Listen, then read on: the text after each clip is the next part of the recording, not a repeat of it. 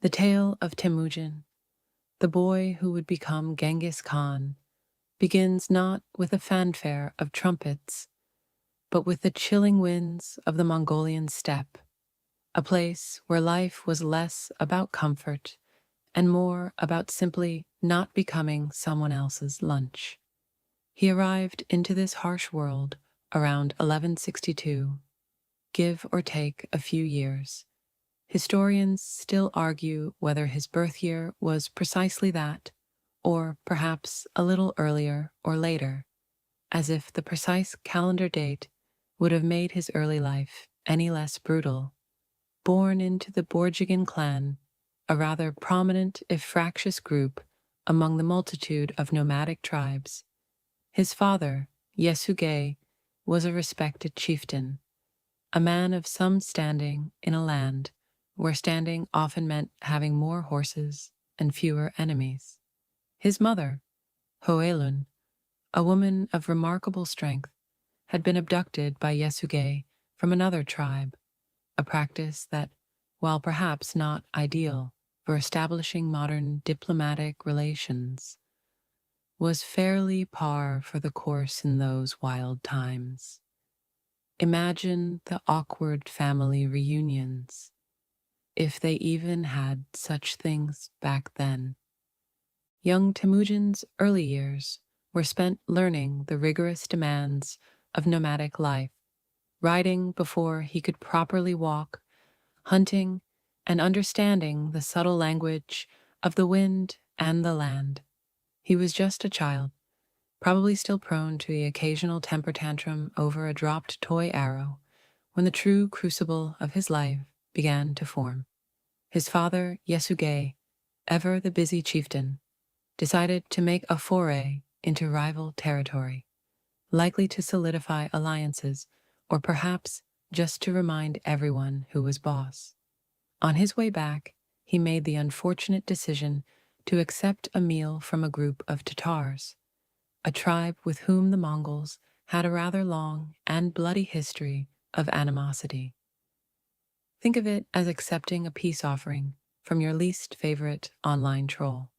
The Tatars, ever so polite, yet utterly treacherous, poisoned him. It wasn't a quick, merciful poison, mind you, but a slow-acting, agonizing one, designed to make a point. Yesugei barely made it back to his camp, collapsing before his terrified family. The death of Yesugei was not just a personal tragedy for young Temujin. It was an earthquake that shattered his world, and more importantly, his family's position. In the cutthroat society of the steppe, a leader's death often meant the immediate dismantling of his authority and protection. Yesugei's followers, seeing their chieftain gone and his heir a mere child, quickly abandoned Hoelun and her children, including Temujin, his younger brothers, and his half-siblings. They literally packed up their yurts and rode away, leaving the grieving family to face the unforgiving steppe alone. It's a bit like your entire extended family moving out of town the day after your dad passes, but instead of just a long drive, you're left with no food, no shelter, and a distinct lack of Wi-Fi. This act of abandonment, a stark display of the brutal realities of tribal politics, plunged Temujin's family into abject poverty and constant peril. They were forced to survive by their wits, scavenging for wild onions, fishing in meager streams, and hunting small game. Temujin, even as a young boy, understood the immense responsibility that had been thrust upon him. This period, filled with hunger, cold, and the constant threat of rival tribes or even wild animals, forged in him a resilience that would define his future. He learned early that trust was a luxury, and that survival often depended on a steely determination and the willingness to do whatever was necessary. There was no room for childish innocence here, only the grim reality of each sunrise bringing another day of struggle. This formative experience, more than any noble lineage, instilled in him a profound understanding of loyalty and betrayal, of the desperate fight for existence and the deep-seated desire for security, a desire that would eventually manifest as the relentless pursuit of unity and empire. With the Jin dynasty crippled and northern China firmly under Mongol sway, one might expect Genghis Khan to settle down, perhaps enjoy the immense riches he had acquired, or at least take a nice, long sabbatical. But for a man of his ambition and vision, conquest wasn't an end in itself. It was a means to an even larger goal, a unified world under Mongol authority. His gaze, having swept east, now turned decisively westward, towards the vast and wealthy lands of Central Asia. This wasn't merely opportunistic expansion. It was driven by a complex mix of strategic necessity, economic opportunity, and, crucially, a dramatic diplomatic blunder by a powerful empire. It's like a seasoned chess player, having secured one side of the board, now turning their attention to the next strategic target. The primary target of this westward shift was the Khwarezmian Empire.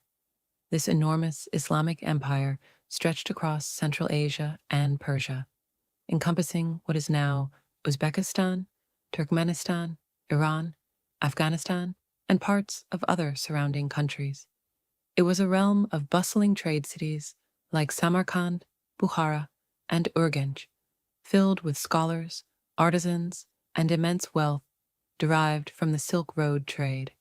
Unlike the agricultural Jin, the Khwarezmians were masters of trade and possessed a formidable army, including a strong cavalry force of their own.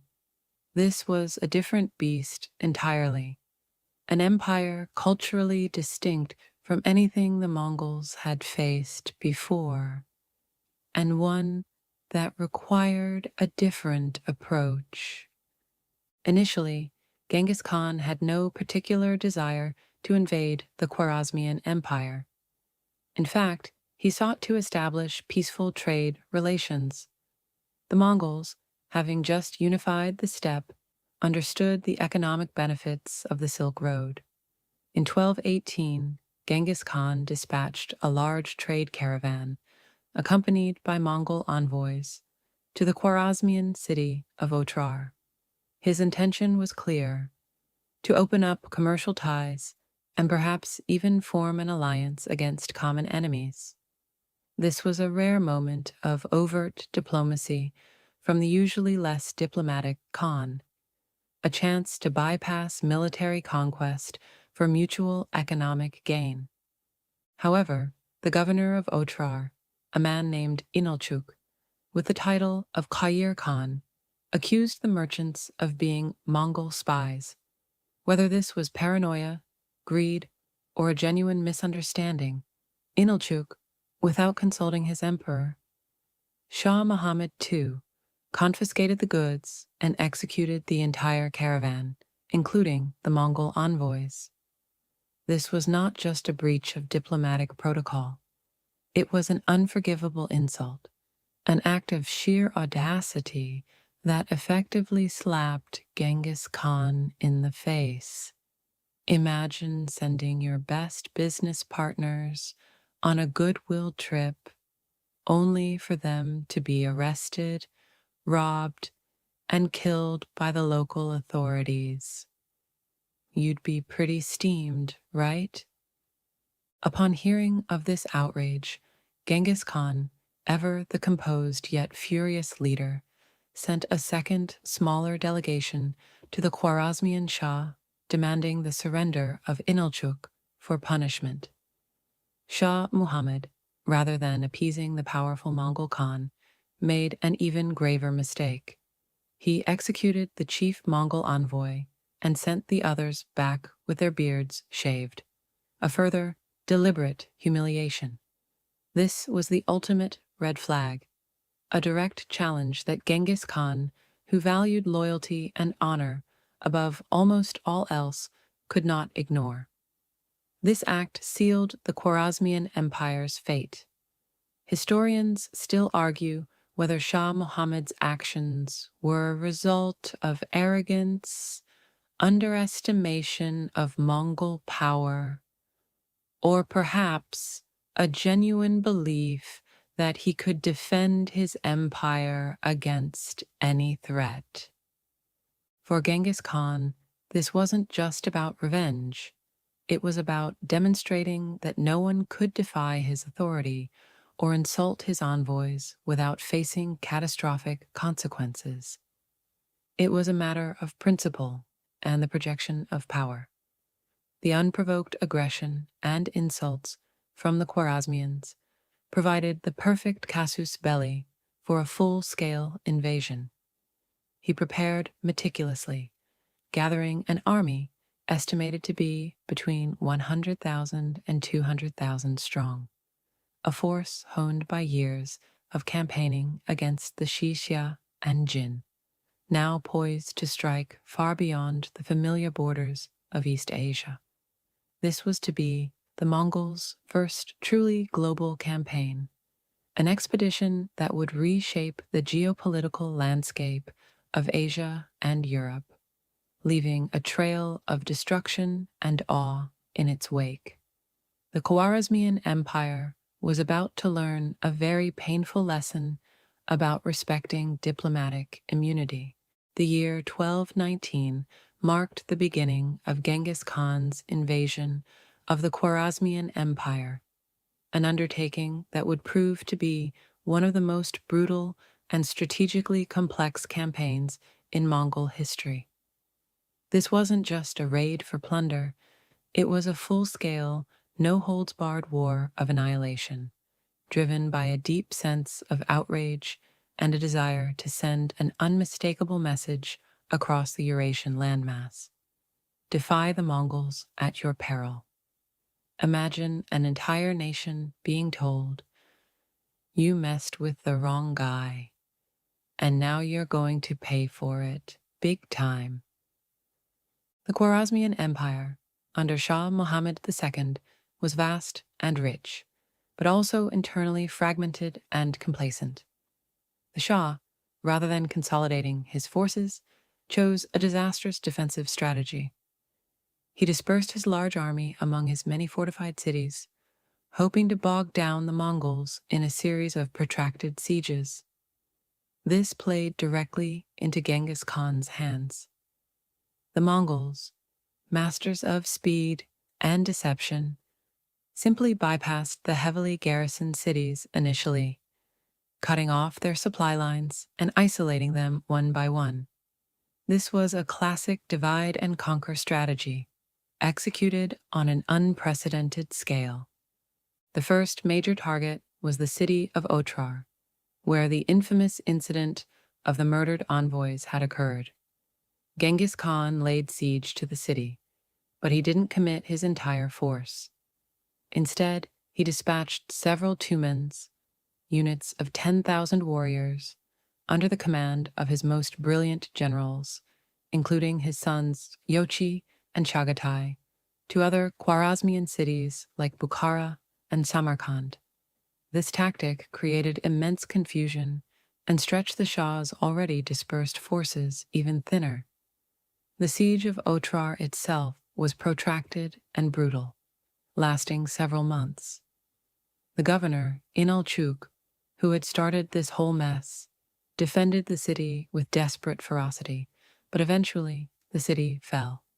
Inalchuk was captured and, in a grim act of poetic justice, executed by having molten silver poured into his eyes and ears, mirroring the greed and deafness to reason he had shown to the Mongol envoys. It was a rather metallic twist on an ancient tale of revenge. After Otrar, the Mongol advance was a whirlwind of destruction. Bukhara, a center of Islamic learning and culture, fell quickly. The city's inhabitants were massacred, and its libraries and mosques largely destroyed. Samarkand, the Khwarezmian capital and one of the largest cities in the world at the time, also succumbed after a fierce resistance. Here, the Mongols employed their increasingly refined siege tactics, utilizing captured engineers and siege engines to batter down walls and breach defenses.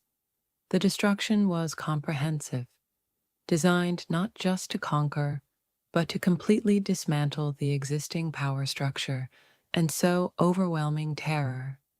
Historians still argue whether the scale of the destruction was primarily a calculated tactic of terror or an unavoidable consequence of the Mongols' military doctrine of total victory.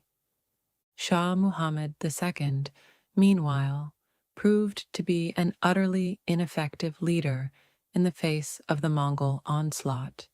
Instead of rallying his forces or seeking a decisive confrontation, he fled westward, pursued relentlessly by Genghis Khan's elite units under the command of the legendary generals Subutai and Jebe.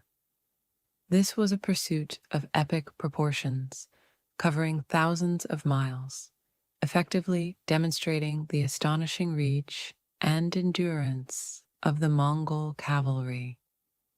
The Shah eventually sought refuge on an island in the Caspian Sea, where he died a miserable death, unmourned and utterly defeated. It's like a villain in a movie who keeps running away, only to realize the hero has a much faster getaway car. The Khwarezmian Empire, once a vibrant and powerful realm, was utterly shattered. Its major cities were reduced to rubble, its population decimated, and its central authority dissolved. The economic and cultural heart of Central Asia was ripped out. For the Mongols, however, it was a staggering success. They had not only avenged the insult to their envoys, but had also secured control over a vast new territory, immense wealth, and the vital western routes of the Silk Road. The invasion also had a profound ripple effect, sending waves of refugees, many of them skilled artisans and scholars, westward, inadvertently contributing to the development of other regions, including parts of Europe and the Middle East, a true butterfly effect of conquest.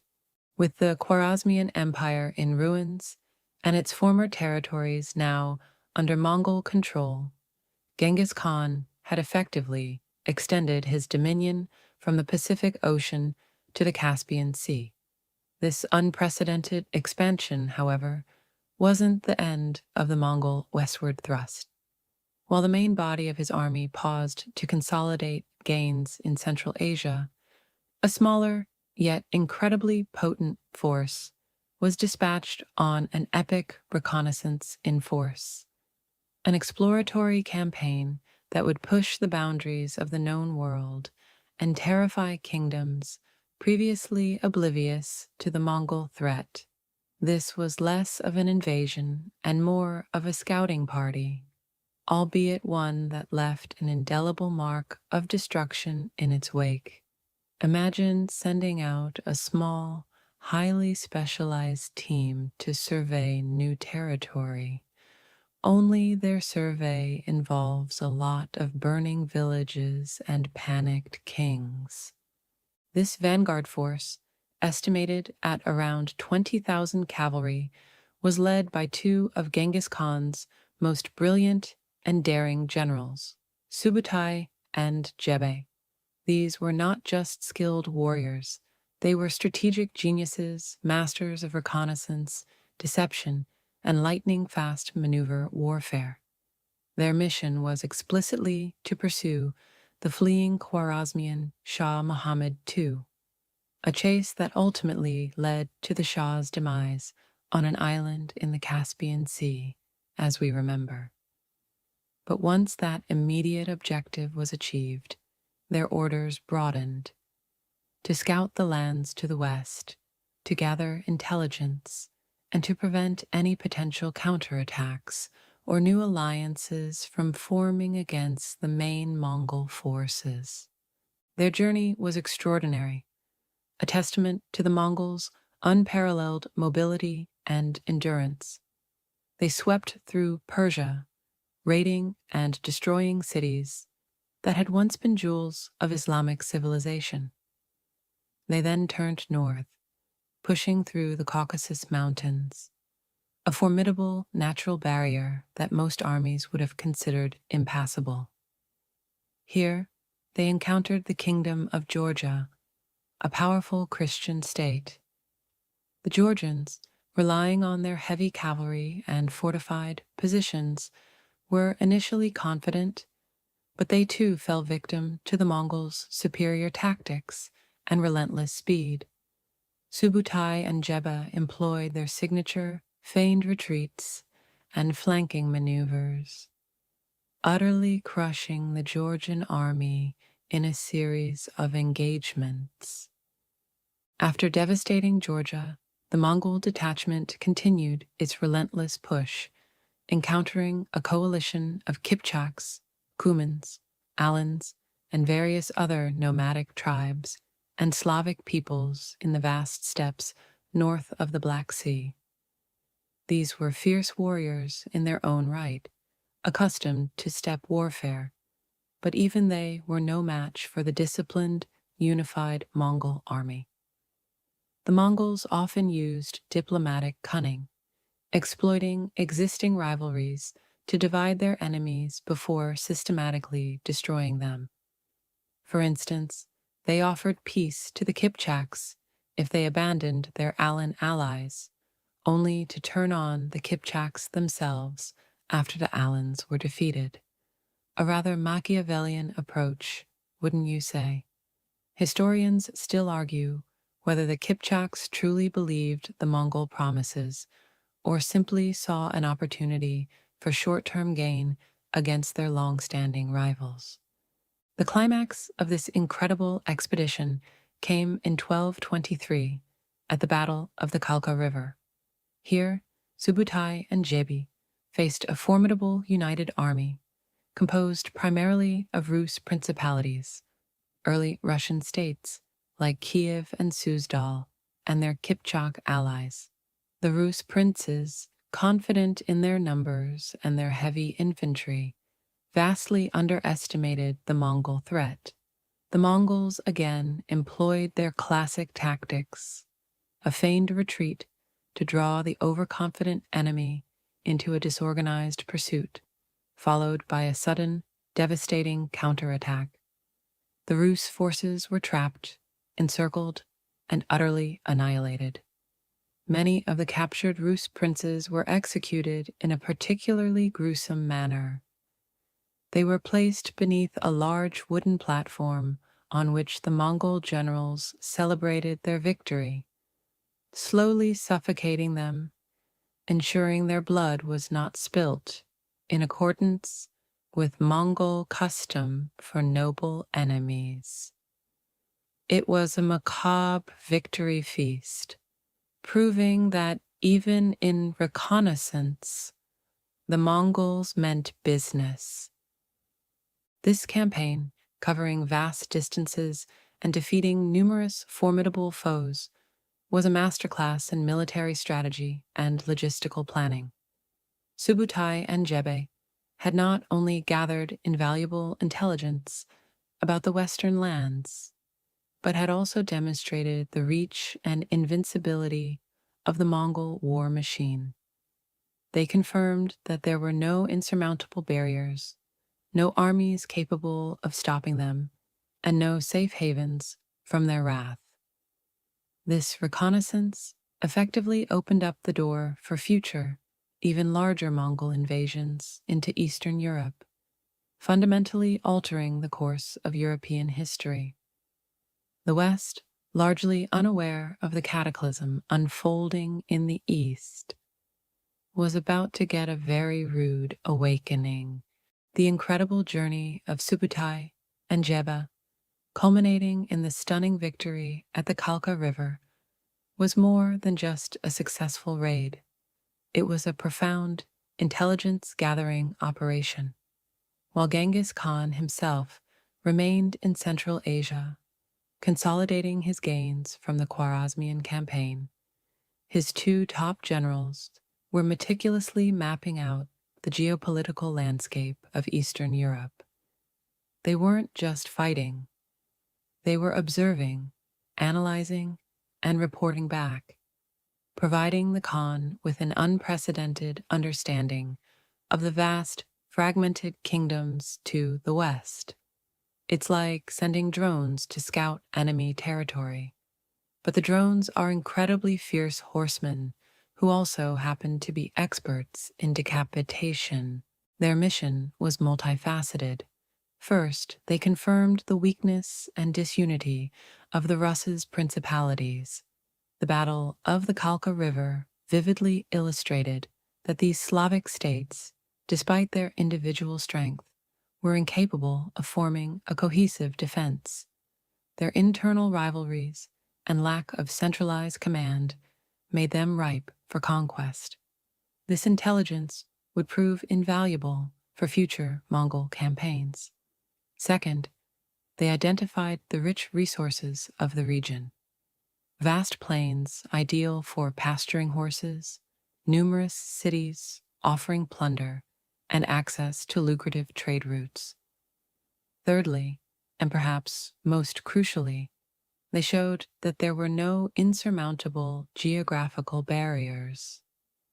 The great rivers and forests of Eastern Europe, while challenging, were not impenetrable to the highly mobile Mongol armies. Subutai, in particular, was a military genius of the highest order, often cited as one of history's greatest strategists. He understood combined arms tactics, the importance of logistics, and the psychological impact of terror. He didn't just win battles, he destroyed armies and broke the will of nations. His long-range campaigns demonstrated a level of planning and coordination that was utterly unprecedented for the era. He was adept at using feigned retreats, flanking maneuvers, and rapid encirclements, turning traditional cavalry tactics into a deadly art form. Historians still argue whether Subutai's unparalleled strategic brilliance was entirely innate or developed through the intense crucible of campaigning under Genghis Khan's direct mentorship. A quirky tidbit about these generals' methods was their use of spies and diplomatic overtures to sow discord among their enemies even before the battle began. They would send envoys to offer alliances to one group against another, only to turn on their temporary allies once their common foe was defeated. This pragmatic, ruthless diplomacy was as effective as their military might in breaking down resistance. It was less about trust and more about exploiting existing grudges, a very effective, if morally dubious, form of statecraft. Following the victory at Kalka River, Subutai and Jebe did not immediately press deeper into Europe. Their orders were for reconnaissance, not full-scale conquest. They turned their forces eastward, making their way back towards the main Mongol army. Their return journey, however, was not entirely peaceful. They encountered the Bulgars along the Volga River, suffering a rare minor setback in a small engagement. This brief repulse, however, did little to diminish the overall success and significance of their expedition. It merely demonstrated that even the most formidable army could face momentary difficulties. though they learned from them quickly. The information brought back by Subutai and Jebe was a treasure trove for Genghis Khan. It confirmed his grand vision that the entire world, or at least the vast expanse of Eurasia, was ripe for unification under Mongol rule. The reconnaissance missions proved that the European kingdoms were not a monolithic entity, but a collection of squabbling states, ill-prepared to face a unified, disciplined force like the Mongols. This comprehensive intelligence laid the groundwork for the future Mongol invasions of Russia and Eastern Europe that would occur under Genghis Khan's successors, particularly under the command of Subutai himself. When Subutai and Jebe finally reunited with Genghis Khan, the map of the world in the Khan's mind had irrevocably expanded. He now understood the full scope of the lands to the west, their weaknesses, and their potential. This initial Western thrust, a mere exploratory probe, had been astonishingly successful, paving the way for the greatest land empire the world had ever seen to continue its expansion across continents. The reverberations of this distant, lightning-fast campaign would be felt for centuries, shaping the history of nations from the Volga to the Danube. While Subutai and Jebe were busy terrorizing Eastern Europe, Genghis Khan himself was engaged in the equally vital, though less flashy, task of consolidating his vast new Central Asian territories. Conquering an empire is one thing. Governing it is an entirely different beast. He knew that brute force alone wouldn't create a lasting dominion. To manage such a sprawling and diverse realm, stretching from the steppe heartland to the sophisticated cities of Persia, required a robust administrative framework, a system capable of linking disparate peoples and cultures under a single authority.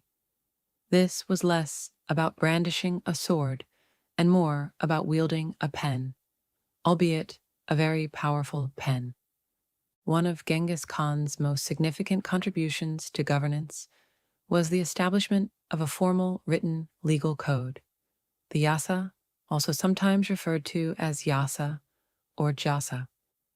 This wasn't just a collection of tribal customs. It was a comprehensive set of laws and decrees designed to govern all aspects of Mongol life and the lives of those they conquered.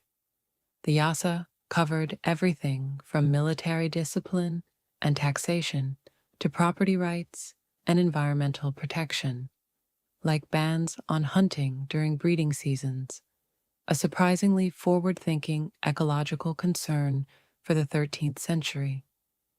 It mandated loyalty to the Khan, abolished tribal feuds, and prescribed strict penalties, often death, for major offenses like theft, kidnapping, and treason. Imagine a single rulebook that applies to everyone, from a nomadic herder to a city merchant, a truly revolutionary concept for the time.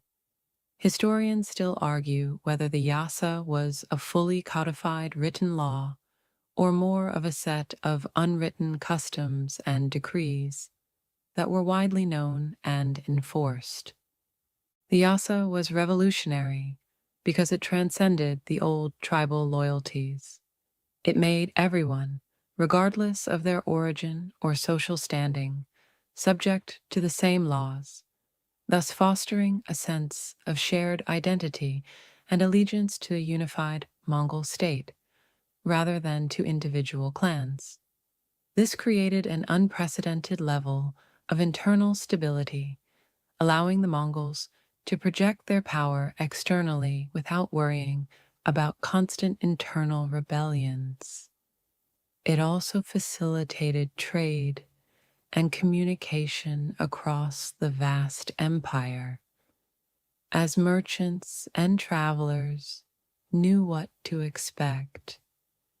To ensure the smooth functioning of his empire, Genghis Khan also initiated the development of a rudimentary yet highly effective administrative bureaucracy. He recognized that he couldn't personally manage every detail of his vast dominion. He began to utilize educated individuals from conquered territories, particularly Uyghur scribes and Chinese administrators, who possessed the literacy and organizational skills that the nomadic Mongols largely lacked. These non-Mongol experts were instrumental in establishing a system of record-keeping, taxation, and communication. It's a bit like a modern tech company hiring specialists from all over the world to build its infrastructure. The implementation of a census was another crucial administrative innovation. By systematically counting the population, Genghis Khan could accurately assess available manpower for military conscription and levy taxes more effectively. This was a sophisticated logistical undertaking for the era, providing him with vital data for resource management and planning.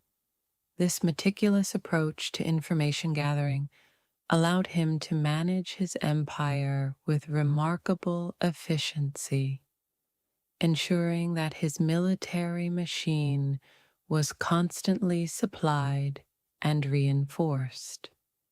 Furthermore, Genghis Khan understood the critical importance of communication across his sprawling empire. He established the Yam, a highly efficient postal relay system. This network of relay stations, manned by fresh horses and riders, allowed messages, intelligence, and even light goods to travel at astonishing speeds across thousands of miles. Imagine a sort of ancient, super-fast delivery service, except the delivery drivers are hardened warriors, and the packages are often urgent military orders. This system was vital for maintaining centralized control, coordinating military movements, and suppressing potential revolts swiftly.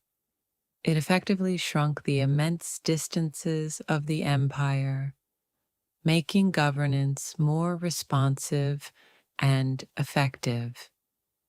These administrative innovations, though perhaps less dramatic than his military conquests, were equally crucial to the success and longevity of the Mongol Empire. They allowed Genghis Khan to transition from a tribal warlord into a true emperor, capable of governing a multi-ethnic, multicultural realm. He laid the groundwork for a stable, unified state that would continue to expand and thrive under his successors. It demonstrated that his genius wasn't limited to the battlefield. He was also a visionary statesman who understood that lasting power required order, law, and efficient organization. Let's dive a little deeper into the intricacies of the Yasa and the Yam, two pillars of Genghis Khan's administrative genius that allowed him to not only conquer, but also to govern an unprecedentedly vast empire. While battles often steal the historical spotlight, it's these less glamorous innovations that truly cemented the Mongols' ability to rule. Think of it as the operating system for his global conquest machine, often overlooked but absolutely critical. The Yasa, as mentioned before, was more than just a collection of laws. It was the ideological glue that held the Mongol Empire together. Its precise written form and existence as a single codified document are still debated by scholars. Historians still argue whether the Yasa was a static, written code or a dynamic, evolving set of oral traditions and decrees that were continuously adapted. However, its core principles were undeniably central to Mongol governance. It promoted unity, discipline, and order, explicitly forbidding tribal feuds and mandating loyalty to the Great Khan above all else. This was a radical shift from the traditional nomadic world, where personal loyalty to a chieftain or clan was paramount. Now, allegiance was owed to the abstract concept of the state, embodied by the Khan. The Yasa also established principles of religious tolerance, a remarkably enlightened policy for the 13th century, as the Mongols conquered diverse lands with various faiths: Buddhists, Christians, Muslims, and animists. Genghis Khan understood that persecuting any particular religion would only breed resentment and rebellion. The Yasa, therefore, guaranteed freedom of worship, so long as religious leaders prayed for the Khan's well-being and didn't interfere with Mongol governance. This pragmatic approach helped to pacify conquered populations and integrate them into the empire, though it's worth noting that tolerance didn't extend to those who actively resisted Mongol rule. You could pray to whoever you liked, as long as you paid your taxes and didn't cause trouble. Furthermore, the Yasa codified military regulations outlining strict discipline, equitable distribution of spoils, and clear lines of command. It reinforced the meritocratic system of officer promotion, ensuring that skill and bravery, not noble birth, determined one's rise through the ranks. This not only motivated warriors, but also ensured that the Mongol army remained an elite fighting force. Punishments for offenses like desertion, cowardice, or failing to assist a comrade in battle were swift and severe, often death. This brutal efficiency contributed to the Mongols' fearsome reputation and battlefield success. Then there was the Yam, or Urto, the incredibly efficient postal relay system. This network was the nervous system of the Mongol Empire, allowing for rapid communication across its vast expanse. It consisted of a series of well-maintained relay stations placed at regular intervals, typically every 20 to 30 miles, along all major routes. Each station was stocked with fresh horses, provisions, and a corps of highly trained riders. Imagine a chain of incredibly fast Pony Express stations, but with a much larger reach and even more urgency. When a messenger arrived at a Yam station, they would quickly transfer their dispatches to a fresh horse and rider, minimizing delays. Imperial decrees, military orders, intelligence reports, and even reports on local conditions could travel hundreds of miles a day, a speed that was astounding for the pre-modern world. This allowed Genghis Khan and his successors to maintain tight control over their distant territories, swiftly respond to rebellions, and coordinate military campaigns over vast geographical distances. It also facilitated trade and diplomatic missions, making the empire feel much smaller and more cohesive than its sheer size would suggest.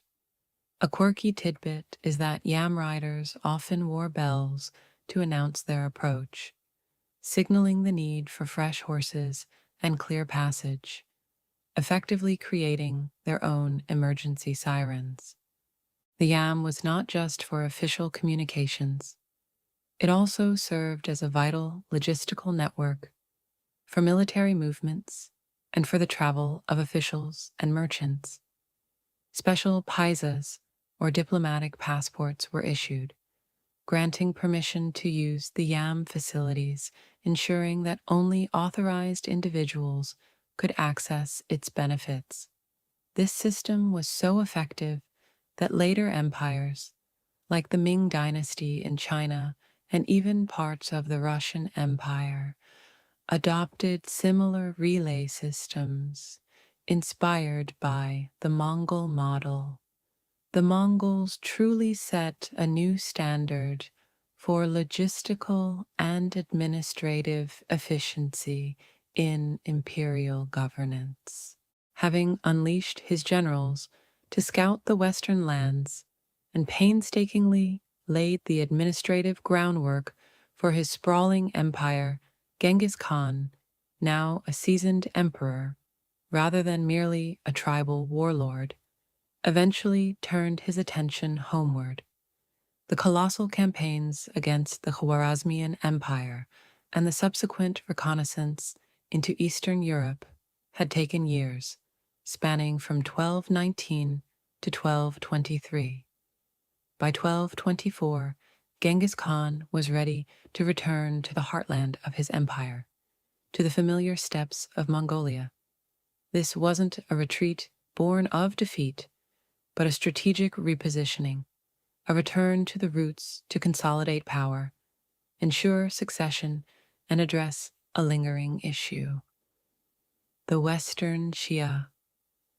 His return journey, though less documented than his invasions, was surely a testament to the logistical capabilities he had developed.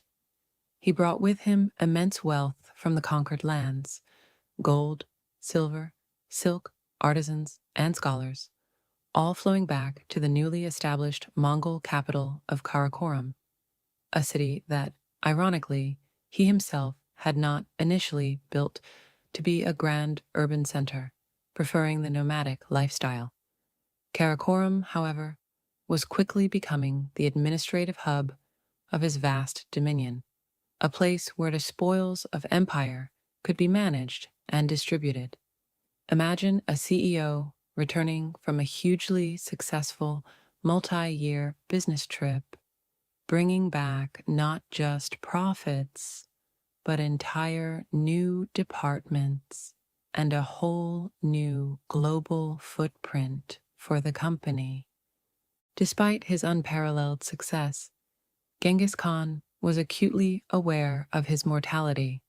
He was growing older, and the question of succession, a perennial challenge for any great empire, weighed heavily on his mind. He had 4 principal sons by his chief wife Berta: Yoki, Chagatai, Ogadai, and Tolui. The issue of Jochi's paternity was a lingering cloud. Remember Berta's earlier abduction by the Merkits?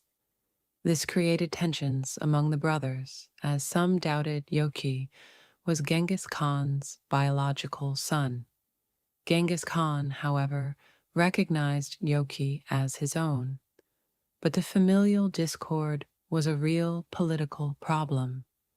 To mitigate potential civil war upon his death, Genghis Khan meticulously planned the division of his empire among his sons, establishing the Ulis system, or appanages, where each son would receive a designated territory to govern, while acknowledging the supreme authority of the great Khan. His true genius, however, lay in his eventual choice of successor for the overall Great Khanate, Ogadai. This was not the traditional choice, as Yoki was the eldest. Historians still argue whether Genghis Khan's choice of Ogadai was purely strategic, based on Ogadai's diplomatic skills and steady temperament, or if it was also influenced by the unresolved paternity issue surrounding Joshi.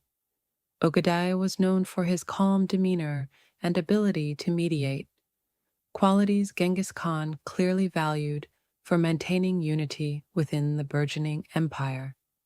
This decision was formally ratified at a Kurultai in 1229 after his death, but the groundwork was laid by Genghis Khan himself.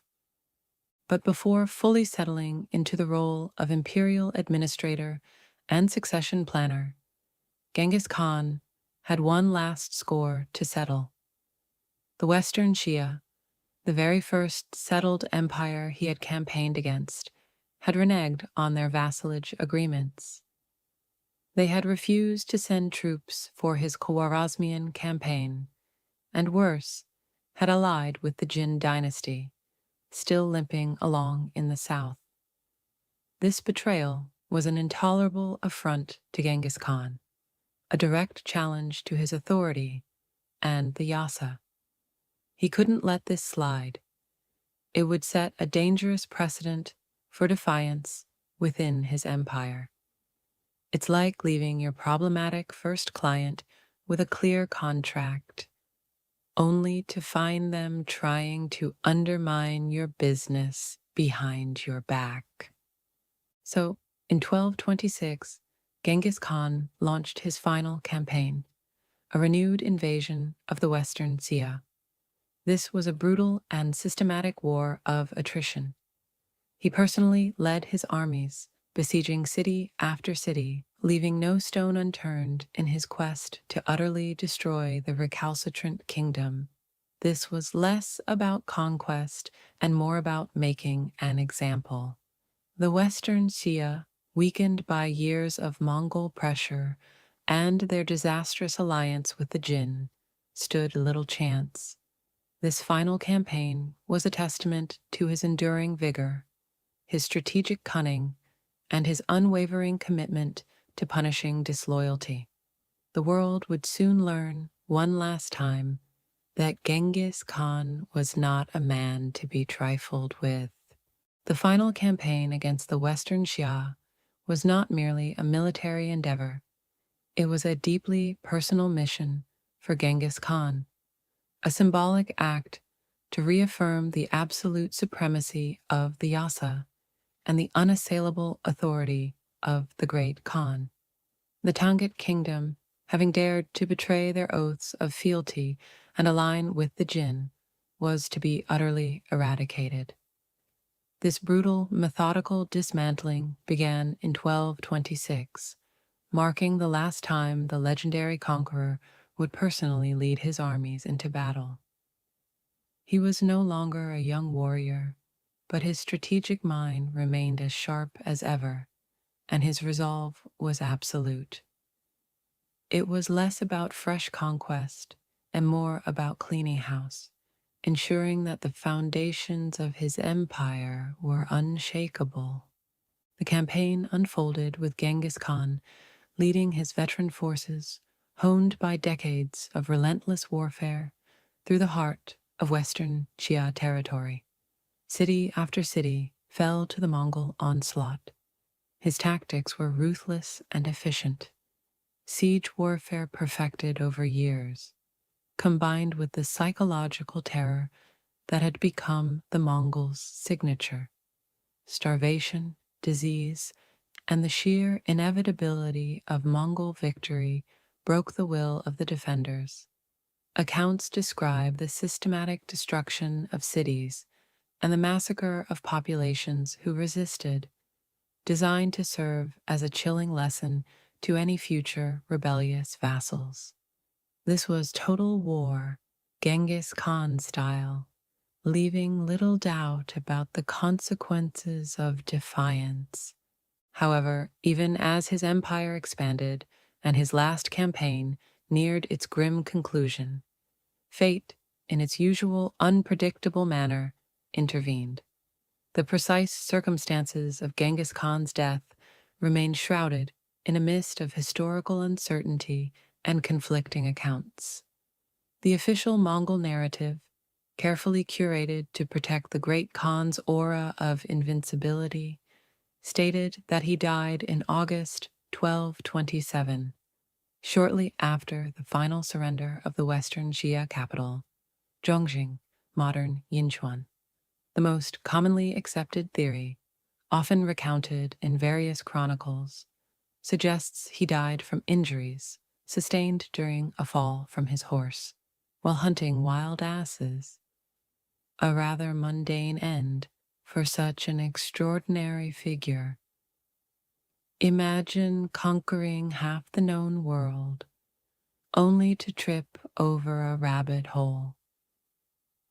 Another prominent theory, whispered through history, is that he succumbed to an illness, possibly typhus, contracted during the arduous campaign.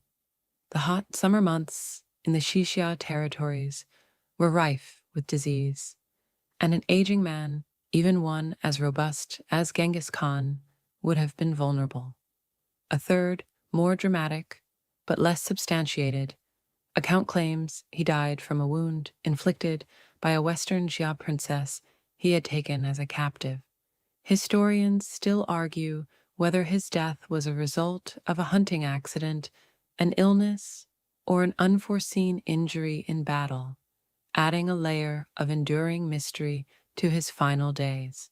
Regardless of the exact cause, his death was carefully concealed from the Western Shia until their capital fully surrendered, ensuring that the Mongol victory was complete before the news could demoralize his troops or embolden the enemy. His death, in the midst of his last punitive campaign, solidified the ultimate destruction of the Western Shia.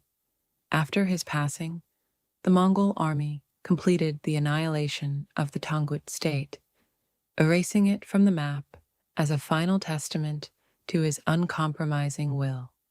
The complete obliteration of the Xixia served as a powerful, terrifying object lesson for any who might consider defying the Mongol Empire. Genghis Khan's final resting place is one of history's greatest enduring secrets. He had expressed a desire to be buried in secret, somewhere in the sacred Mongol homeland, perhaps near the Burkhan Khaldun mountain. His funeral procession was meticulously guarded, with all witnesses along the route allegedly killed to preserve the secrecy of his tomb. To this day, despite numerous expeditions and technological advancements, his grave has never been definitively located.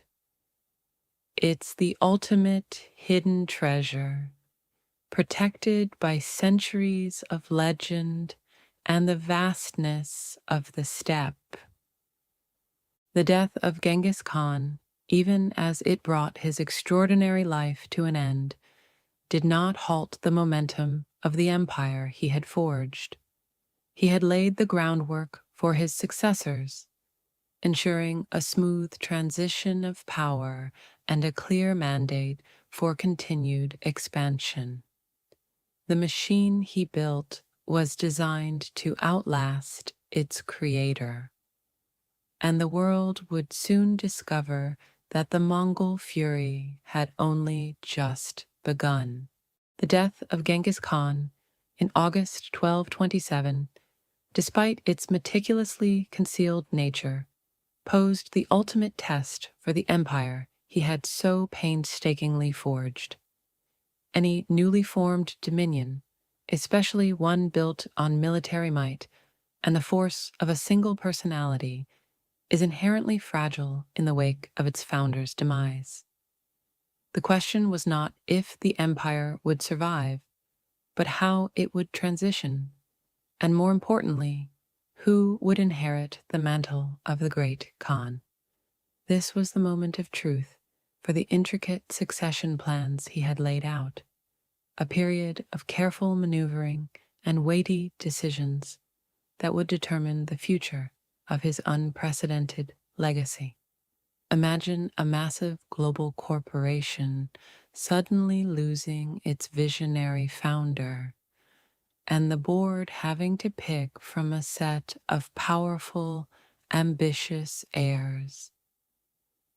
Genghis Khan, as we recall, had already designated Ogadai as his successor to the overall Great Khanate, a choice made for his diplomatic skills and measured temperament rather than martial prowess alone. This decision, however, wasn't immediately implemented upon his death. Mongol tradition dictated a period of mourning and, crucially, the convening of a new Kurultai to formally confirm the succession. For nearly 2 years after Genghis Khan's death, the empire was effectively governed by his youngest son, Tolui, who served as regent. Tolui, a formidable warrior and administrator in his own right, held the reins of power during this interregnum, ensuring stability and preparing for the Grand Assembly. The Kurultai to elect the new Great Khan finally convened in 1229. It was a massive gathering, bringing together all the major Mongol princes, generals, and tribal leaders from across the empire's vast territories. This was a critical moment for the cohesion of the empire. The debate was likely fierce, with various factions advocating for their preferred candidate.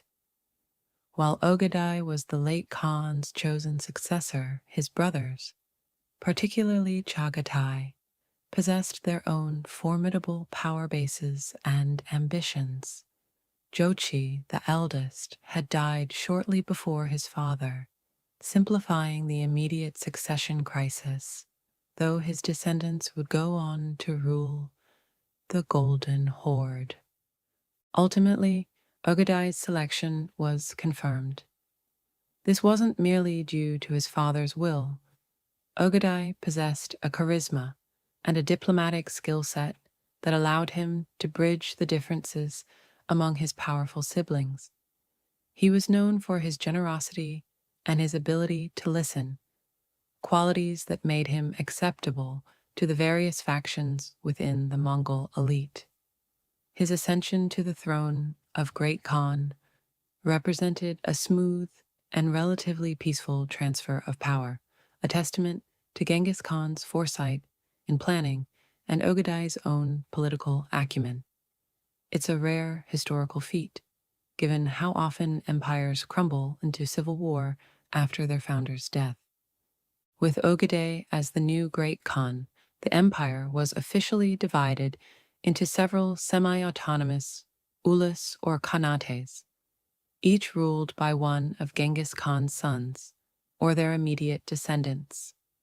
The Golden Horde, Jochi's ulus, would come to dominate the steppes of Eastern Europe and Russia. The Chagatai Khanate, Chagatai's ulus, would control Central Asia. The Ilkhanate, Tolui's descendants, but later a distinct entity, would eventually rule Persia and parts of the Middle East. The Yuan dynasty, Ogadai's lineage, and later Kublai Khan, would govern China, acting as the heart of the great Mongol Empire, even as it splintered. While these ulus were theoretically subservient to the Great Khan, the reality was that they quickly developed their own distinct identities and often pursued independent policies, especially after the initial generation of brothers. This created a complex web of alliances and rivalries that would shape the empire's future. Historians still argue whether this division of the empire into ulus was a pragmatic necessity given its vastness, or an inherent flaw that ultimately led to its fragmentation. Ogadai's immediate task was to continue his father's legacy of expansion and consolidation. He inherited not just an empire, but a mandate for world conquest. The war machine that Genghis Khan had perfected was still operational, its momentum undiminished. The Western Xia had been annihilated, but the Jin dynasty in China still lingered, and the vast riches of Europe lay ripe for the taking. The world was about to experience the full, terrifying might of the Mongol Empire, now under the leadership of a new Khan committed to fulfilling his father's vision. With Ogadai firmly established as the Great Khan, the Mongol war machine, far from faltering after Genghis Khan's death, gained renewed momentum, proving that the vision for a universal empire transcended its founder. Ogadai, despite not being the fierce warrior his father was, proved to be an astute administrator and a highly effective emperor, capable of delegating to and trusting his formidable generals. He inherited a well-oiled military and administrative system, and his reign saw the Mongol Empire reach its greatest territorial extent. It's like a meticulously designed engine that continues to run smoothly, even with a new driver at the wheel. Ogedai's first major act was to complete the destruction of the Jin dynasty, a task his father had left unfinished. The Jin, remember, were still clinging to power in southern China, having relocated their capital to Kaifeng. In 1230, Ogedai launched a massive coordinated campaign against them, employing many of the same tactics his father had perfected. He even enlisted the help of the southern Song dynasty, the Jin's long-standing enemy, forming an unlikely alliance of convenience. This final war against the Jin was protracted and brutal, culminating in the siege of Kaifeng. The Jin, weakened and surrounded, finally fell in 1234. The remnants of the Jin ruling house were systematically hunted down and their territories fully incorporated into the Mongol Empire. This victory effectively brought all of northern China under Mongol control, opening up vast new resources and manpower. But Ogedai's ambitions weren't confined to China. He continued his father's westward gaze, initiating the Grand Mongol invasion of Europe in 1236. This colossal undertaking was not a mere raid. It was a full-scale conquest aimed at incorporating the Rus' principalities and potentially much of Europe into the Mongol fold. Command of this vast expedition was given to Batu Khan, Yochi's son, and Genghis Khan's grandson, making him the nominal leader. However, the true strategic mastermind behind the campaign, the general who planned and executed the maneuvers, was none other than the legendary Subutai, the same general who had scouted Europe years before. The European campaign was devastatingly effective. The fragmented Rus principalities, still unable to unite effectively, fell one by one. Major cities like Ryazan, Kolomna, Moscow, Vladimir, and Kiev were besieged, captured, and utterly destroyed. The speed and ferocity of the Mongol advance shocked the Europeans, who had never encountered such a disciplined and formidable fighting force. The winter campaigns, normally impossible for traditional armies, were no obstacle for the Mongols, whose horses could forage for themselves under the snow. A quirky tidbit from these campaigns is that the Mongols were adept at exploiting the icy rivers as highways for their cavalry, making their winter advances even more terrifyingly fast. After subjugating Russia, the Mongol armies, under Subutai's brilliant command, split into multiple prongs, sweeping into Central Europe. One force advanced into Poland, defeating Polish and German knights at the Battle of Legnica in 1241. Another larger force, under Batu, stormed through Hungary, annihilating the Hungarian army at the Battle of Mohi in the same year. Europe was gripped by widespread panic, fearing the Tartar yoke would descend upon them all. Historians still argue whether the Mongols intended to conquer all of Western Europe, or if their objectives were more limited to securing their flanks and establishing trade routes.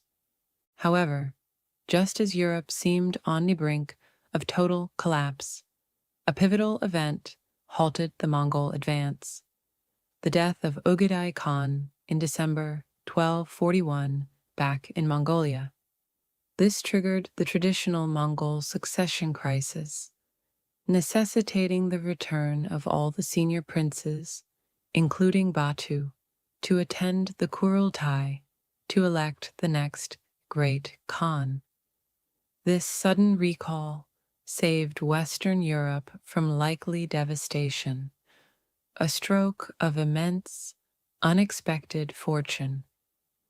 The death of Ögedei marked the beginning of the empire's eventual fragmentation, while his successors, Guyuk and then Munka, continued to expand and administer the empire. The unity among the various Mongol branches began to fray. The individual Ulis, particularly the Golden Horde in the west and the Chagatai Khanate in Central Asia, became increasingly independent, pursuing their own interests, and often engaging in internal conflicts with each other and with the Great Khan in Mongolia. The seeds of decentralization sown by the sheer size of the empire and the distant loyalties of its princely rulers began to sprout. The unified hammer that Genghis Khan had forged was still incredibly powerful, but cracks were slowly, inexorably beginning to appear. Surviving the immediate aftermath of Yesugei's death was a daily tightrope walk, a perilous dance with starvation and the ever-present threat of rivals. For Temujin and his family, life was reduced to the bare essentials: finding food, staying warm, and avoiding being captured or killed. It was during this period of stark deprivation that Temujin's leadership qualities, nascent but vital, began to manifest. One day, a dispute arose among the siblings over a small fish, a truly meager meal, and in a moment of youthful impulsiveness and perhaps an early display of his fierce sense of justice, Temujin killed his half-brother, Bektar. Now, this wasn't exactly a charming sibling squabble over who got the last cookie. This was a desperate act born of desperation, a grim illustration of how quickly life could turn lethal on the steppe. Historians still argue whether this was an act of cold-blooded ambition or a desperate defense of his mother's authority in a time of extreme stress, but either way, it solidified his position as the de facto head of the family, burdened with the immense weight of their survival. This grim incident, however, did not go unnoticed. The Taichud, a powerful tribe who had once been allies of Yesugei, but now saw the orphaned family as a vulnerability, decided to assert their dominance. They captured Temujin, a young man who was probably more wiry than imposing at this point, and subjected him to the humiliating ritual of a kangwe, a wooden stock placed around his neck, effectively turning him into a public spectacle. Imagine trying to eat, sleep, or even scratch an itch with a giant wooden collar on your neck. It was designed to break his spirit, to make him a servile captive. But instead, it fueled a simmering rage and an unyielding desire for freedom. He wasn't a fan of wearing a human-sized dog cone, apparently. One night, amidst the general revelry of his captors, Temujin seized his chance. With remarkable courage and the assistance of a compassionate guard, Sorkun Shira, he managed to escape. This escape was more than just a dash for freedom. It was a profound psychological victory, proving to himself and to anyone who might hear the tale that he was not easily subdued. After his daring escape, Temujin sought refuge with his mother's family, the Olkunut. It was a temporary respite, a chance to breathe and regroup, but he knew he couldn't simply disappear into anonymity. He needed allies, and he needed them quickly. His most significant move during this period was to re-establish contact with Berta, a young woman from the Ongirat tribe, to whom he had been betrothed in childhood, a strategically vital alliance that Yasuge had forged. Their reunion was not just a romantic rekindling, it was a political maneuver.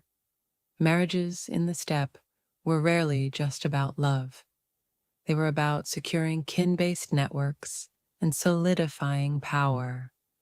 Berta brought with her not just her person, but the potential support of her powerful Ongirat kinsmen. But the most pivotal relationship Temujin forged during these turbulent years was with Jamuka, his sworn blood brother, and Anda. This was a bond considered even stronger than that of biological brothers, cemented by shared vows and mutual trust.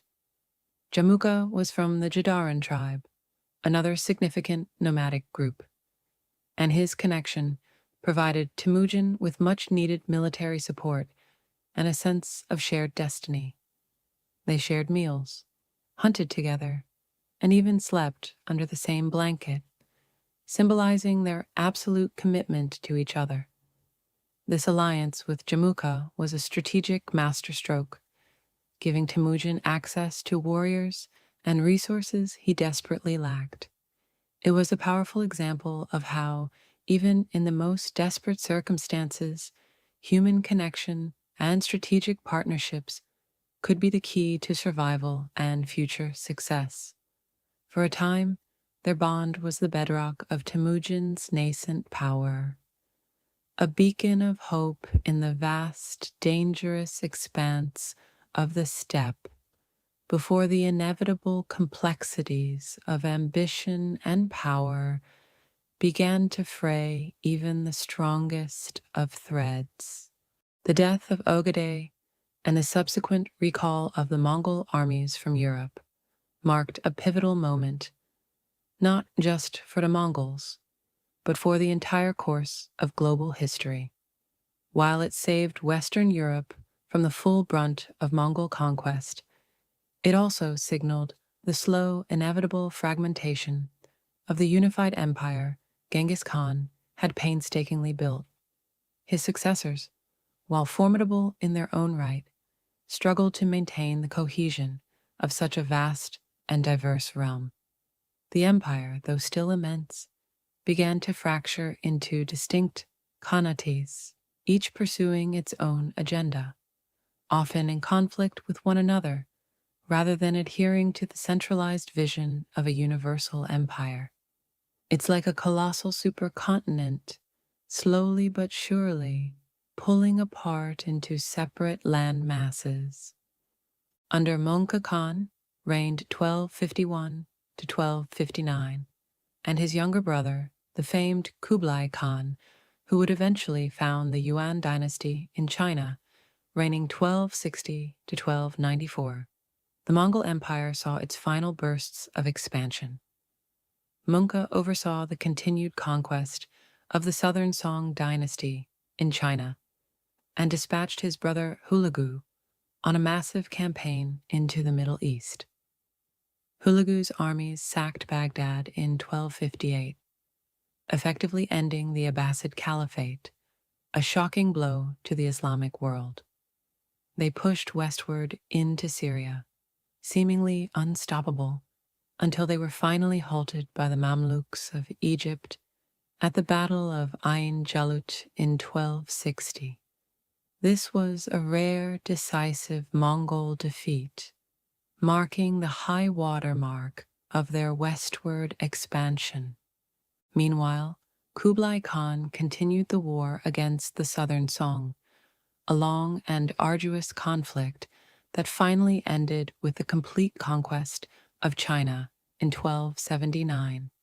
Kublai, deeply influenced by Chinese culture, established the Yuan dynasty, moving the Mongol capital to Khanbalik, modern Beijing, and adopting Chinese administrative practices. This marked a significant cultural shift for the Mongols, as the nomadic conquerors became settled rulers of an ancient civilization. However, Even as Kublai presided over a golden age in China, the other Khanates grew increasingly independent. The Golden Horde in Russia, the Chagatai Khanate in Central Asia, and the Ilkhanate in Persia largely went their own ways, engaging in their own wars and developing distinct cultural identities. The fragmentation of the empire was inevitable. The sheer distances, cultural differences, and the ambitions of the various princely lines made centralized control increasingly difficult. While they still shared the common heritage of Genghis Khan and often engaged in complex diplomatic dances, the dream of a single, unified Mongol world faded. The Pax Mongolica, the period of relative peace and facilitated trade across the vast Eurasian landmass under Mongol rule, was a remarkable, if brutal, byproduct of this empire, connecting East and West in ways never before seen. It fostered the exchange of goods, technologies, ideas, and even diseases, like the Black Death, which traveled along those very trade routes. Historians still argue whether the long-term cultural exchange fostered by the Pax Mongolica outweighed the short-term devastation caused by the Mongol conquests. Genghis Khan's lasting impact, however, extends far beyond the lifespan of his unified empire. He revolutionized warfare, creating an army that was disciplined, adaptable, and incredibly fast, forever changing military strategy. His emphasis on meritocracy, religious tolerance, within limits, and a unified legal code left an indelible mark on governance. He inadvertently facilitated the flow of knowledge and goods between East and West, accelerating the pace of global interaction. His name, though often associated with destruction, also represents an unparalleled feat of political and military organization. Today, Genghis Khan remains a figure of immense debate. In Mongolia, he is revered as the founding father of the nation, a national hero who brought unity and greatness to his people. In many of the lands he conquered, his legacy is one of devastation and terror. Yet even in those places, the profound impact of his conquests on their history, demographics, and cultural development cannot be denied.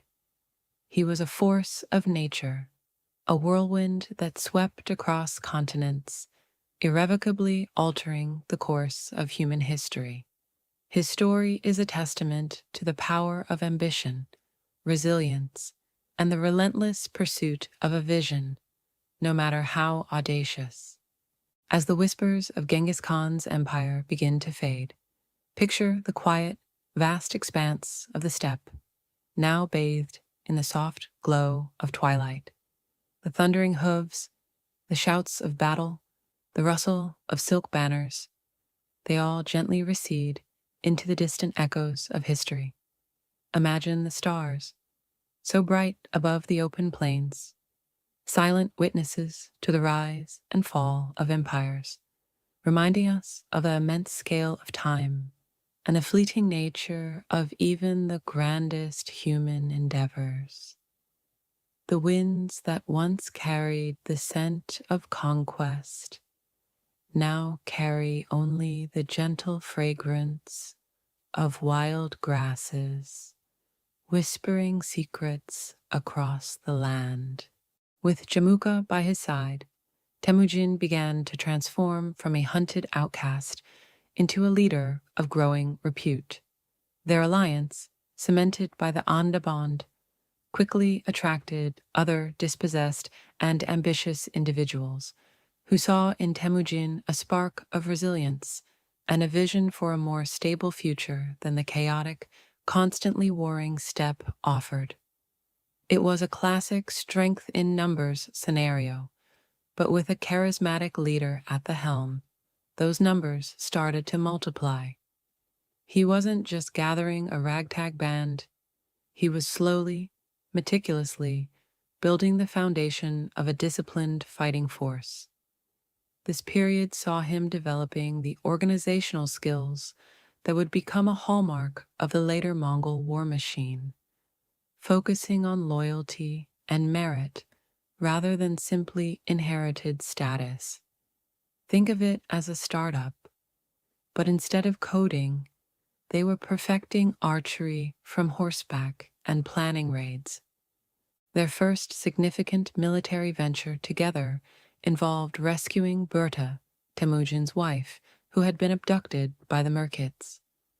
This was a grave insult, a direct challenge to his burgeoning authority, and an act that demanded immediate and decisive retribution. The Merkits, a notoriously aggressive tribe, had targeted Temujin specifically because of his growing influence and the slight they perceived from his father's previous actions. Temujin, alongside Jamuka and Togrul, the powerful leader of the Karaite tribe, an old ally of his father, whom Temujin had diligently courted, launched a retaliatory raid. This was a large-scale operation involving thousands of warriors, and it served as Temujin's first true test as a commander. The rescue was successful, and the Merkits were thoroughly routed, a victory that significantly boosted Temujin's prestige and confirmed his reputation as a man who would fiercely protect his own. It also underscored the vital importance of strong alliances in the tumultuous world of the steppe. As Temujin's power grew, so did the number of people who sought to join his banner. He was gaining a reputation not just as a skilled warrior, but as someone who rewarded loyalty and punished treachery with equal measure.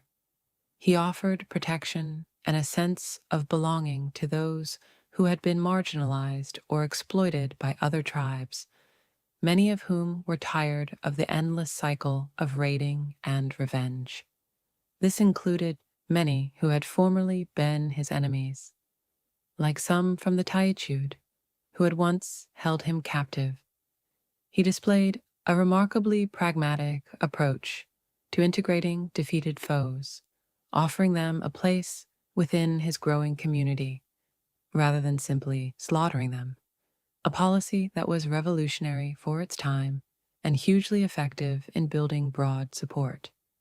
Historians still argue whether this was purely strategic genius or also stemmed from a genuine desire to create a more unified society.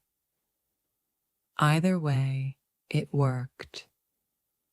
However, the very success that drew followers also began to sow the seeds of discord, particularly with his Anda, Jamuka. While they had started as equals, Temujin's unique blend of charisma, tactical acumen, and his unconventional but effective leadership style meant that his star was rising faster. Warriors began to desert Jamuka's camp to join Temujin's, drawn by his generosity and the clear promise of future victories.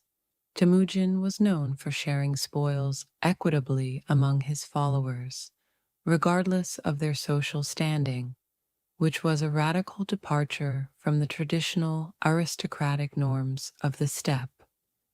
Imagine being a foot soldier and suddenly getting a fair share of the loot. It's revolutionary.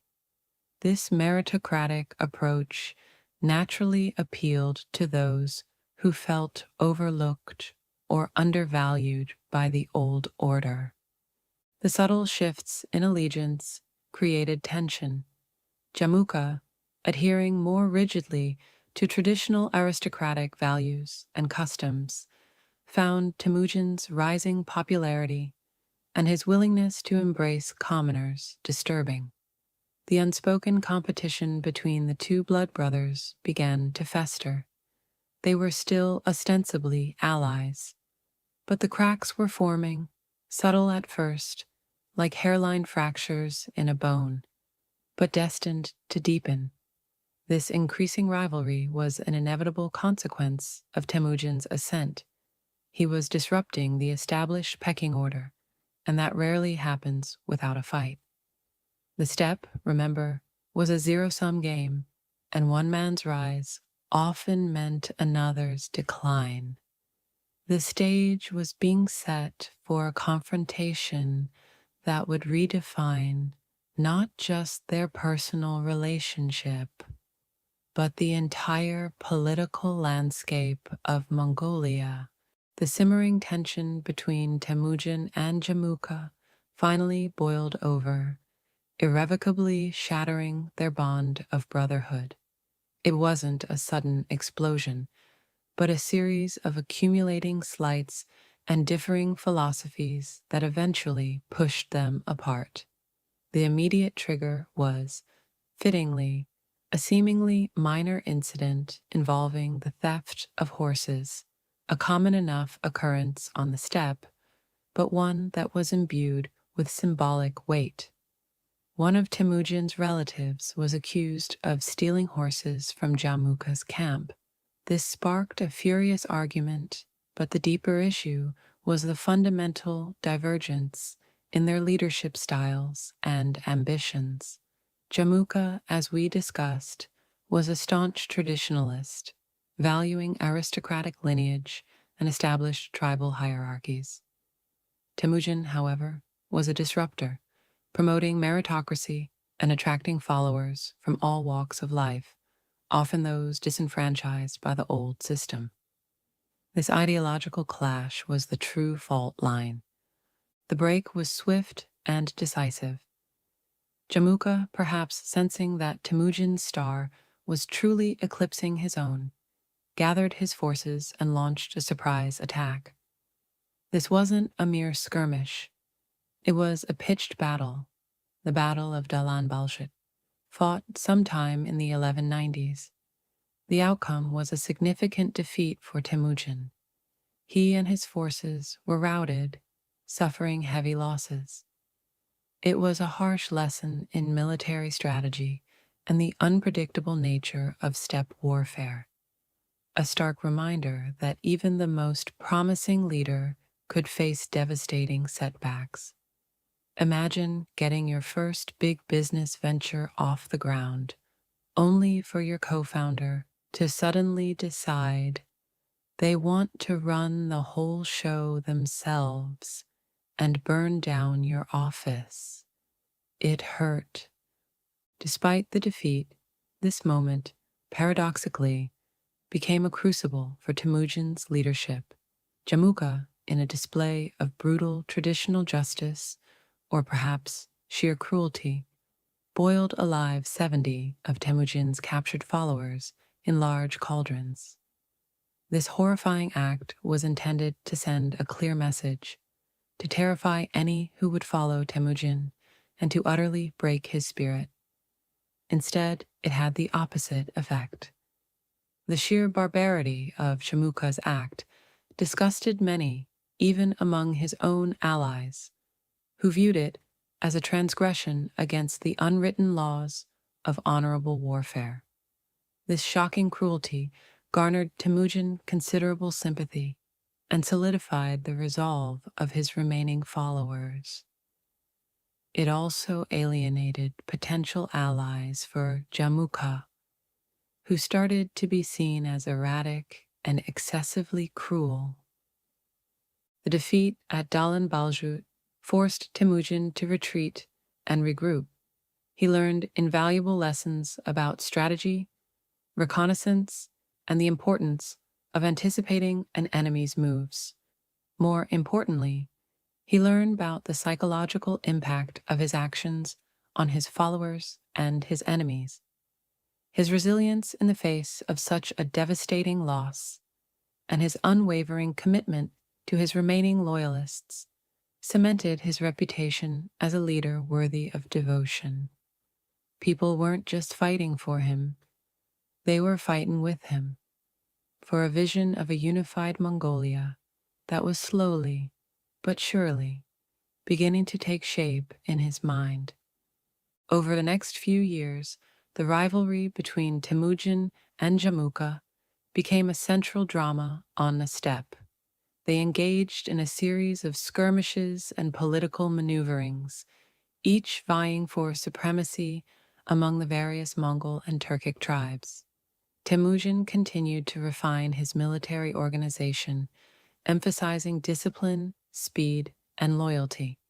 He fostered a culture where merit, not birthright, determined one's position, attracting many skilled warriors and strategists who felt stifled by the old tribal structures. This innovative approach was a game changer.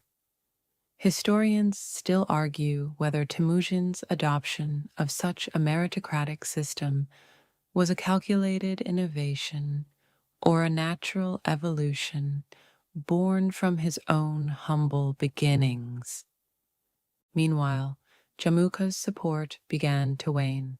His rigid adherence to tradition, coupled with his occasional displays of excessive brutality, made him less appealing to the broader population. Many tribes, tired of the incessant internecine warfare, began to see Temujin's vision of a unified, stable steppe as a more attractive alternative to Jamuka's perpetuation of the old, fragmented order. The narrative was shifting. Temujin was becoming the unifier, Jamuka the resistor.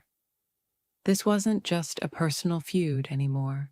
It was a battle for the soul of the Mongolian steppe, a contest between two fundamentally different approaches to leadership and governance. The path to unification, as Temujin was quickly learning, would be paved with both strategic brilliance and the bitter taste of betrayal. The defeat at Dalan Baljut, while a setback, ultimately served to refine Temujin's strategic thinking and deepen his resolve to unite the disparate Mongol tribes. He understood that the perpetual cycle of raids, betrayals, and tribal warfare was unsustainable, offering no real security for anyone. His vision solidified, not just personal vengeance against Jamuka, but a grander objective: the complete unification of all the steppe peoples under a single strong banner. This wasn't just about gaining power, it was about creating a lasting peace, even if that peace had to be brutally enforced.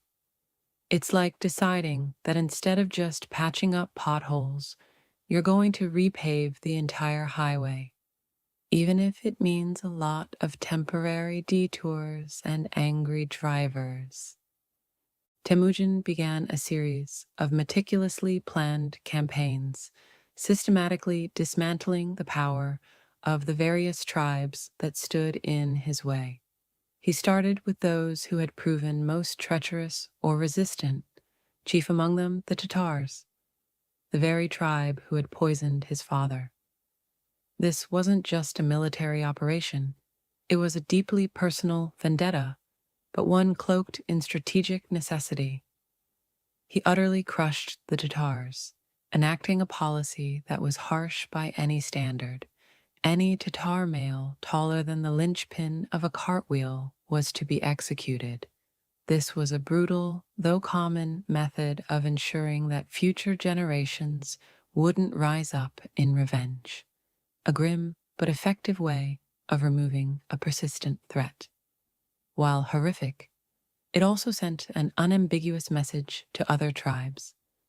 Resistance was futile, and loyalty would be rewarded.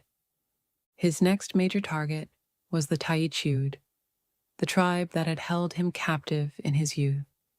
This campaign allowed him to settle old scores and further consolidate his control over central Mongolia. Many Taichud, having witnessed his growing strength and the fate of those who resisted, chose to defect and join his forces, seeing the writing on the wall. This willingness to integrate former enemies, particularly skilled warriors, into his own ranks was a remarkable aspect of Temujin's leadership. He wasn't just conquering, he was absorbing. He understood that talent was talent, no matter where it came from, a surprisingly modern approach to team building. Historians still argue whether his acts of brutal suppression were purely pragmatic necessities for unification or also driven by a deep-seated desire for vengeance for his early sufferings. Crucially, his relationship with Togrul, the Karaite Khan, an old ally of his father and a powerful figure in his own right, grew increasingly strained. Togrul, initially supportive of Temujin, became wary of his protege's escalating power and independent spirit. The final break came as Temujin, now considerably stronger, challenged Togrul's authority. This led to a fierce conflict, a massive struggle for dominance on the steppe. Despite initial setbacks, Temujin eventually defeated Togrul and absorbed the Karaite into his burgeoning empire.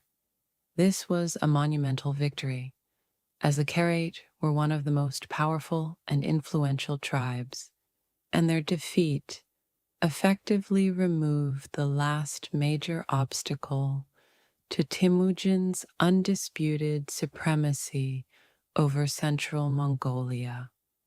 With the Karaite defeated, only Jamuka and his remaining allies, predominantly the Naiman tribe, stood in Temujin's way. The final decisive confrontation came in 1204, known as the Battle of the 13 Sides. This was the ultimate showdown between the two blood brothers, a culmination of years of rivalry. Temujin, now a master strategist, employed innovative tactics, including psychological warfare, sending false messages to sow discord among his enemies. His army, by this point, was a highly disciplined and unified force, organized into precise units, a stark contrast to the more traditional, looser tribal formations. The battle was a decisive victory for Temujin. Jamuka, betrayed by his own remaining followers, was handed over to Temujin. In a poignant moment that underscores the complex relationship between the two men, Temujin offered Jamuka a chance to renew their Anda bond and serve him. Jamuka refused, stating that there could only be one sun in the sky, and knowing that his continued existence would only be a source of potential rebellion. He requested an honorable death without the shedding of blood. Temujin granted this last request, having Jamuka's back broken, a relatively bloodless method of execution. The death of Jamuka marked the end of the old order on the steppe.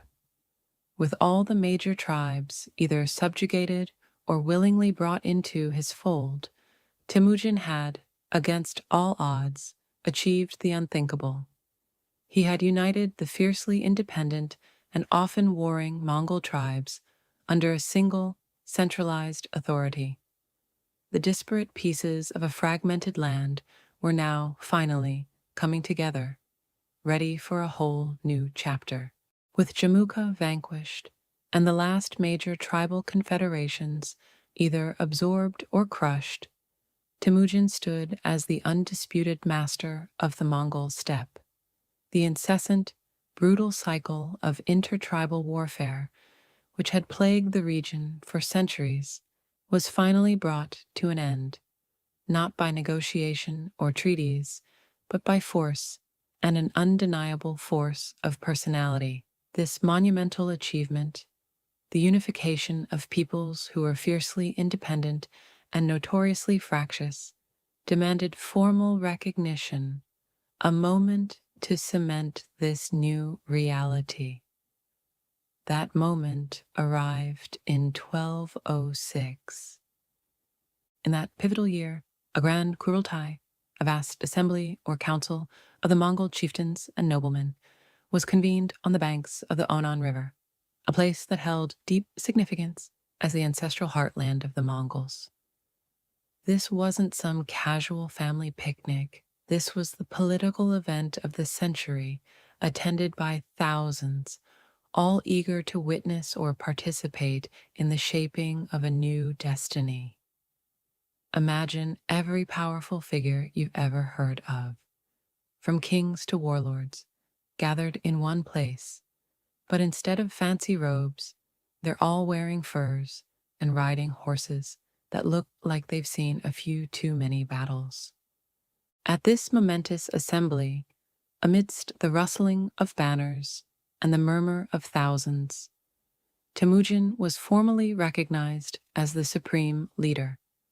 It was here that he was bestowed with the title Genghis Khan, a name that would echo through history, striking fear into the hearts of his enemies and awe into the minds of his followers. The precise meaning of Genghis Khan is still debated among scholars.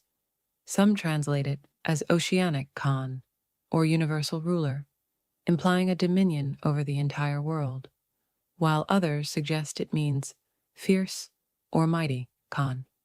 Whatever the exact etymology, the effect was profound. It elevated Temujin from a tribal chieftain to a figure of unparalleled authority, imbued with a cosmic mandate to rule. It was his rebranding, if you will, from a local strongman to a global CEO. This wasn't merely a symbolic gesture. The Kurultai formally ratified his new legal code, the Yasa, which we'll delve into more deeply later. This code transcended traditional tribal laws, applying equally to everyone, from the lowliest herdsman to the highest nobleman. It was a revolutionary concept for its time, designed to ensure order, justice, and loyalty across the vast and newly unified lands. It outlawed tribal feuds, mandated mutual assistance, and imposed strict penalties for theft and lying, effectively transforming a collection of warring clans into a cohesive nation. With the title and the law established, Genghis Khan immediately turned his attention to organizing his unified forces into a formidable military machine. He abolished the old tribal military structures, which had often been unreliable and prone to defection, and reorganized his army into decimal units, groups of 10 an Arban, 100 a Jaghun, 1,000 a Mingan, and 10,000 a Tumen. Loyalty within these units was paramount, and officers were appointed based on merit and proven ability, not lineage. This was a radical shift, allowing for unprecedented discipline, flexibility, and unity of command. Remember how he brought in former enemies? Now they were organized into a single, cohesive fighting force. This newly forged army wasn't just big, it was incredibly efficient. Messengers could relay orders quickly across vast distances, ensuring that different units could coordinate their movements with precision. The entire structure was designed for speed, adaptability, and the rapid deployment of overwhelming force. The training was relentless, focusing on horsemanship, archery, and collective tactics, turning individual nomadic warriors into a synchronized, unstoppable force. Imagine a group of highly skilled cowboys suddenly becoming the most organized, fearsome cavalry the world had ever seen. The proclamation of Genghis Khan and the establishment of the unified Mongol nation marked a seismic shift in global history. No longer would the steppe tribes be a nuisance to their settled neighbors, merely raiding and retreating. Under Genghis Khan, they were transformed into a single expansionist power, poised to look beyond the vast grasslands. The stage was set for an era of unprecedented conquest, driven by a leader who had, through sheer force of will and strategic brilliance, turned a fragmented collection of pastoralists into an empire-building juggernaut. The world outside the steppe had no idea what was about to hit it. With the Mongol tribes unified under his iron fist and a new, disciplined army at his command, Genghis Khan wasn't content to simply bask in the glory of steppe supremacy. His gaze, much like a hungry predator, turned outward. The vastness of the Mongolian steppe, while once a source of endless internal conflict, now felt like a launching pad. The first substantial foreign target was a Western Xia, or Xixia, dynasty, a Tangut-led empire located to the south of Mongolia, encompassing parts of modern-day Ningxia, Gansu, and Shanxi provinces in China. This wasn't some grand, glorious invasion of a major power just yet. Think of it more as a strategic warm-up act, a proving ground for his newly refined war machine, and a way to secure resources and buffer zones before tackling truly formidable empires. It was like taking your new, souped-up race car for a spin around the block before entering the big championship. The Xixia, while not as powerful as the mighty Jin dynasty further east, were still a significant regional power. They possessed fortified cities, a standing army, and sophisticated defenses, unlike the nomadic tribes Genghis Khan had just subdued. This presented a new set of challenges for the Mongols, who were masters of open-field cavalry warfare, but had limited experience with siegecraft. The initial campaigns against the Xixia, beginning around 1205, even before the formal Kurultai of 1206, were primarily reconnaissance missions and raiding expeditions designed to test the waters, gather intelligence, and gauge the strength of their defenses. They learned, quickly and brutally, that simply galloping at a stone wall wasn't going to cut it. Genghis Khan launched a series of concerted campaigns against the Xixia in 1207, 1209, and later.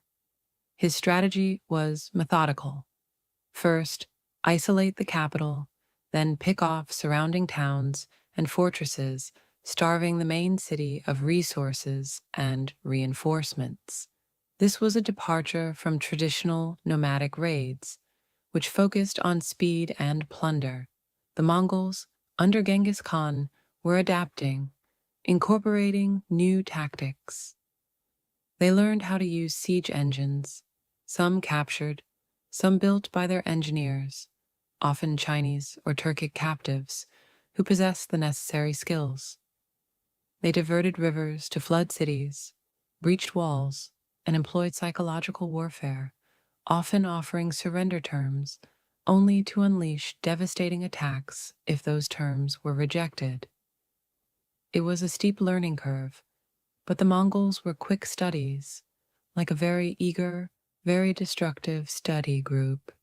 The Xixia campaigns were not without their difficulties. The Mongols, accustomed to living off the land, found the fortified cities a frustrating obstacle. They faced fierce resistance, particularly from the well-defended capital of Yinchuan. At one point, during the siege of the capital in 1209, the Mongols attempted to flood the city by diverting a river. However, their engineers miscalculated, and the water ended up flooding the Mongol camp instead, forcing them to retreat. It was a somewhat embarrassing moment, a testament to the steep learning curve they were on when it came to hydraulic engineering.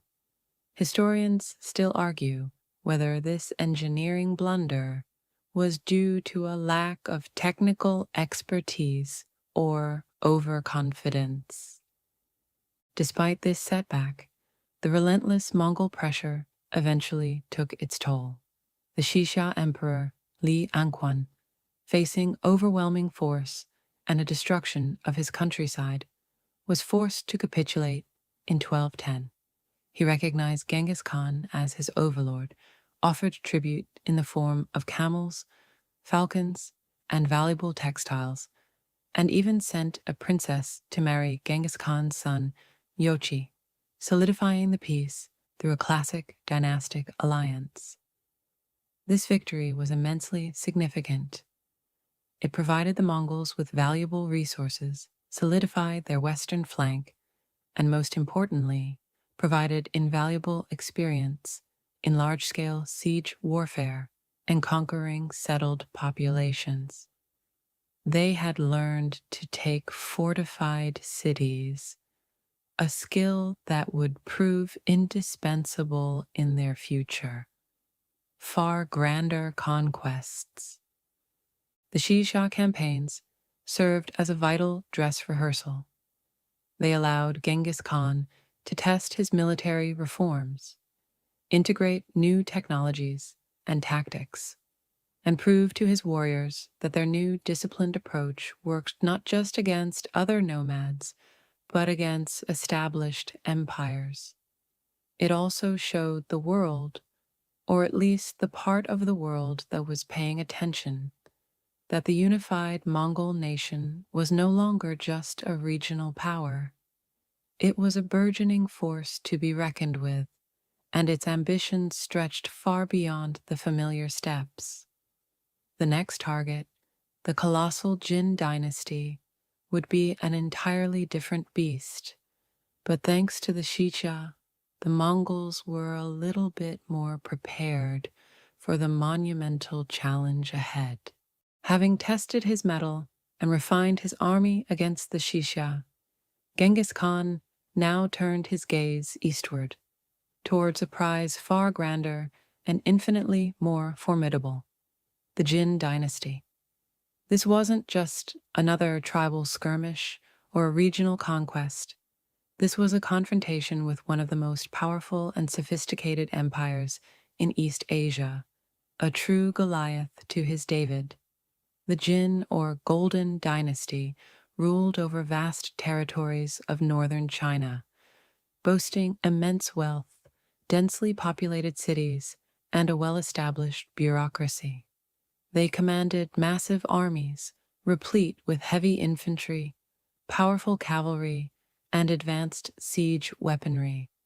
They even used gunpowder weapons, a technological marvel that would have seemed like science fiction to the nomadic Mongols. For the Mongols, this was the equivalent of stepping out of a go-kart race and immediately entering Formula One. The relationship between the Mongols and the Jin had long been fraught with tension and a deeply ingrained sense of superiority on the part of the Jin. The Jin had historically viewed the nomadic tribes to their north as barbarians, a constant source of trouble, demanding tribute and often instigating punitive expeditions against them. In fact, a popular Jin strategy was to divide and conquer the various Mongol tribes, a strategy that inadvertently helped Temujin by leaving him to pick up the pieces. Just before Temujin's rise, the Jin emperor had even ordered the annual extermination of a certain number of Mongols to keep their population in check, a truly charming diplomatic approach. Genghis Khan, with his sharp memory for slights and a long list of grievances, certainly hadn't forgotten this. He saw the Jin not just as a strategic objective, but as a long-standing oppressor to be utterly humbled. The initial Mongol approach to the Jin was not an immediate, head-on assault on their strongest fortifications. Instead, Genghis Khan employed a strategy of calculated probes and devastating raids, akin to testing the structural integrity of a massive building before bringing it down. Starting in 1211, the Mongol armies surged across the Jin border, not aiming to capture cities at first, but to devastate the countryside, disrupt supply lines, and spread terror. They moved with astonishing speed, their highly mobile cavalry formations sweeping through provinces, leaving destruction in their wake. This tactic was designed to undermine the Jin's confidence, stretch their defenses thin, and demoralize their populace. Imagine a swarm of locusts, but instead of eating crops, they're stealing everything valuable and burning what's left. The Jin, for all their might, were unprepared for the sheer ferocity and innovative tactics of the Mongol army. Their traditional, slower-moving armies were ill-equipped to counter the lightning-fast Mongol raids. Jin generals, accustomed to static warfare and defending fixed positions, found themselves constantly outmaneuvered.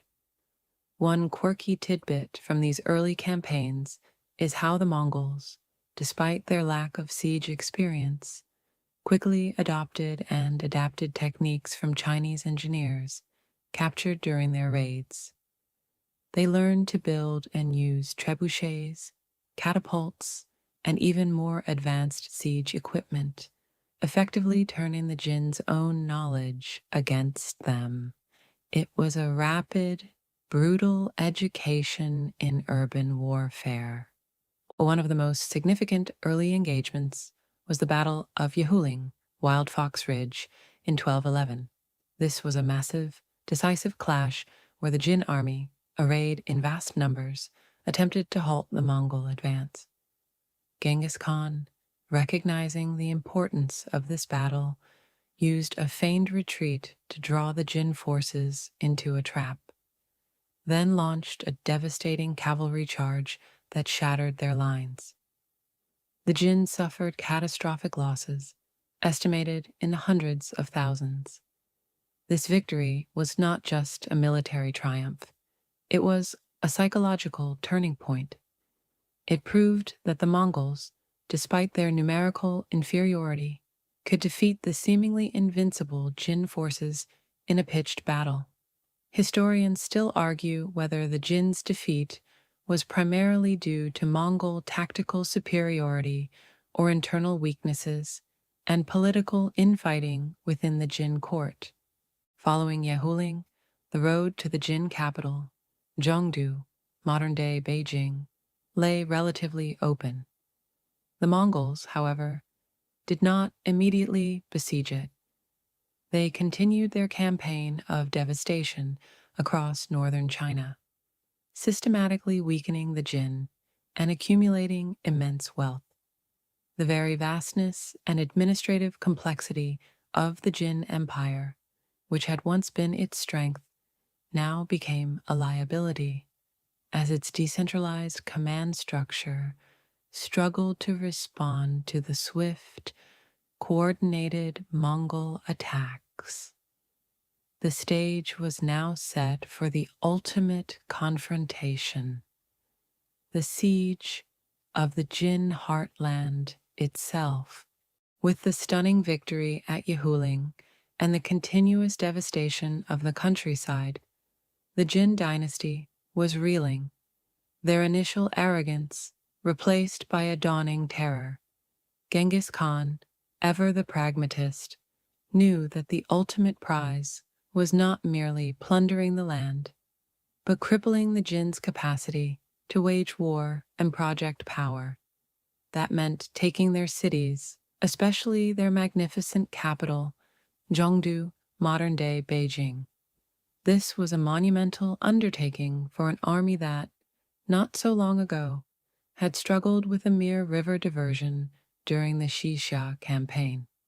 Now, they were facing one of the most heavily fortified cities in the world, with massive walls, advanced defenses, and a population that dwarfed anything the Mongols had ever encountered. It was like going from building sandcastles to planning the construction of the Great Pyramid overnight. The siege of Zhongdu began in 1213. This was not a quick affair. It was a drawn-out, brutal struggle that tested the endurance and adaptability of the Mongol army. The Mongols, understanding their limitations in traditional siegecraft, didn't just smash their heads against the city walls. Instead, they employed a multi-pronged approach. They utilized vast numbers of conscripted Chinese laborers and prisoners of war, forcing them to build siege ramps, operate catapults and trebuchets, and fill in moats. Imagine being a conscripted engineer, suddenly forced to build the very weapons that would destroy your own city. It's a dark form of irony. They even used psychological warfare, leaving behind piles of corpses outside the city walls to break the morale of the defenders. One quirky tidbit of Mongol siege tactics was their willingness to adapt and innovate on the fly. They learned from their prisoners, adopting sophisticated Chinese siege engines and even using gunpowder weapons captured from the Jin. While they didn't invent gunpowder, they quickly grasped its destructive potential and incorporated it into their arsenal. This rapid technological assimilation, a hallmark of their campaigns, allowed them to overcome their initial weaknesses in urban warfare. They were like the ultimate tech-savvy pirates, always upgrading their tools with whatever they could get their hands on. The conditions within Zhongdu became increasingly dire. The Mongol siege was relentless, cutting off supply lines and slowly starving the city. Disease, compounded by malnutrition, ravaged the populace. The Jin Emperor, Emperor Xuanzong, seeing the inevitable and fearing for his own life, decided to flee Zhongdu in 1214, abandoning his capital and much of his court to seek refuge in Kaifeng, further south. This act of perceived cowardice severely demoralized the remaining defenders and signaled to the Mongols that the Jin leadership was fractured and weak. It's hard to rally the troops when the person who's supposed to be leading them has already bolted for the hills. Even after the emperor's flight, Zhongdu continued to hold out for several months, a testament to the resilience of its defenders.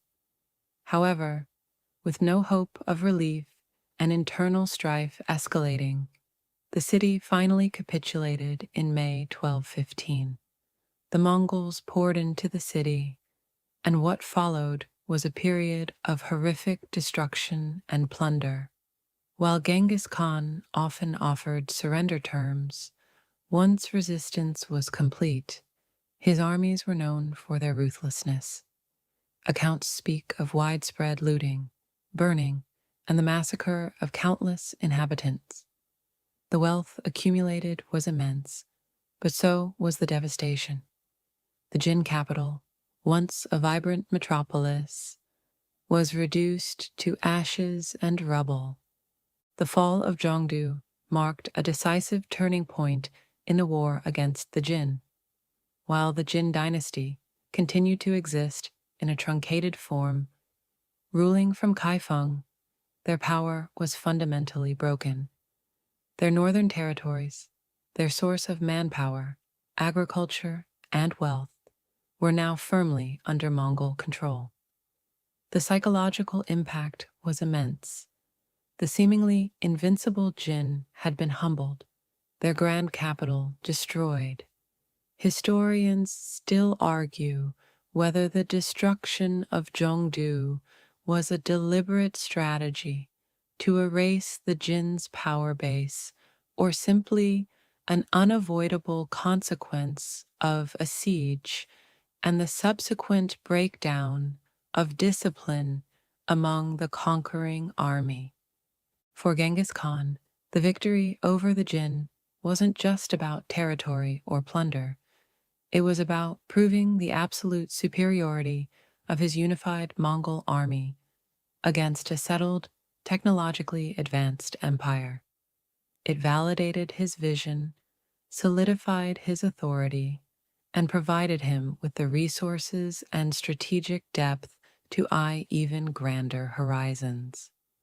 The path to a truly universal empire now seemed not just possible, but inevitable.